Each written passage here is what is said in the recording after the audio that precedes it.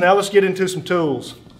I've got an oversized cart here so that you can see some of these tools a little bit better, and you may not necessarily need all these tools on your cart. They're just here to show you what you could possibly use and have.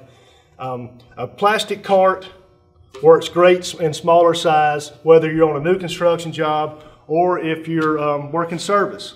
Your foreman or journeyman you're working with in the truck, you're going to be working off of that truck with the tools. So in the morning, he pulls his cart off, you load the tools that you're going to need to be doing work with, and you can transport it to that area so that you don't have to make trips back and forth.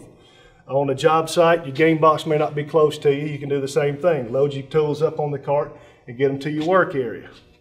So let's start with the tools here for soldering. At all times, you should always have your hand tools on your person. That's a tape, a torpedo level, and a pair of pliers. Always have that on you. Now, I don't have one on this table right here, but doing soldering work or pipe work or anything else, you're going to be taking measurements. Somebody's going to be calling measurements out to you. You're not going to remember those measurements time you walk down here to cut this piece of pipe or to make this solder joint. So it's always important to keep something to write with and a little pad to write measurements down on.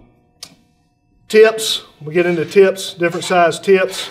I have 3 here on the table. They may be hard for you to see. It's just a large, medium, and small, which we'll be using maybe a couple of them here because we've got different temperatures for the procedure we're going to use. Smaller pipe, smaller tip, less heat. And as you get to the bigger one, for bigger pipe, which requires more heat. The soldering tools themselves that we need. We're going to need our tape, which we should have on us. We got something to mark with, whether it's a marker or a pencil. Cutters are important.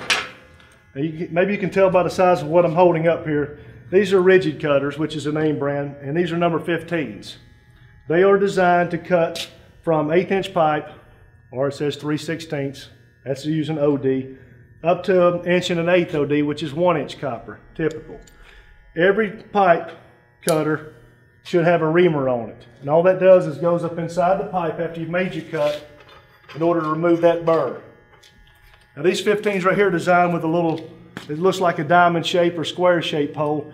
And this is designed to open up a B tank itself. This small acetylene bottle is what we call a B tank. And it's easy, it's portable, and we tend to use these a lot in the field.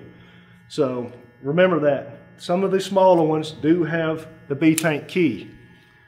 Worst case, use an adjustable wrench to open it. They'll dial down small, they're flat-sided, square, so that works great. And also here, this little wrench is what we call a B tank wrench. It has 2 of the diamond or square shaped holes in it, and it's designed specifically for the tank. Keep up with it, wrap a piece of solder around it, throw it around the handle on your B tank, and it's always with you. Try to stay away from using pliers when opening these tanks or when you put your regulators on. You've got finished brass on the regulator. You keep using your pliers on that square head and it's going to end up being around. You're going to have a difficult time. As far as cleaning the copper, this is a mesh sand cloth. It comes in a box. It's usually 9-10 yard roll. I think this one's 10. You're going to just pull off a small piece of what you need when you go to cleaning the copper. That's always important to have with you. Solder paste.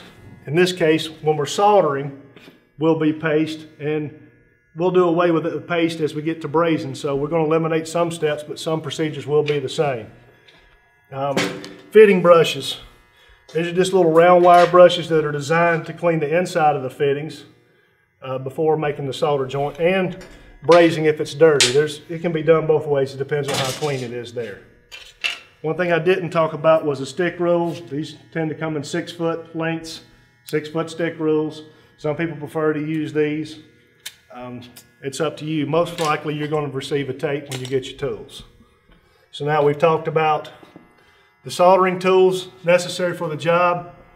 When I was talking about cutters, let me back up a little bit. These are a little bit bigger cutters. They're designed to cut up to 2-inch copper, and they'll cut down to 1/2 inch. So we're using 3/4 today. Yes, they would cut it, but I just typically leave these for the bigger pipes. And again, don't want to come out, but it has a pipe reamer made in the handle or the top of it also. One thing that some of you may come about and see in your tools is this little thing here, handy dandy. It's also a pipe reamer. It has a little clip on it. fits in your pocket, you always have it with you. It works somewhat similar to the other. It's on the inside with a little pressure drug around, removes that burr also from the pipe when we go to ream.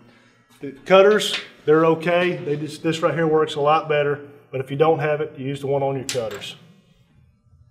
When we're doing pipe work down low, we tend to be using our tripod vise. It's a 3-leg vise, chain vise. Some of you may remember this from using Care Tools.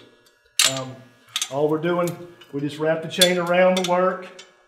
It catches in little teeth down at the bottom right here, and as you tighten it up, it locks it in place for you to do your work.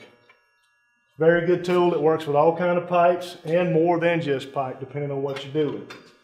So what we're going to do now is go ahead and get this set up here in a minute to show you our soldering and brazing procedure.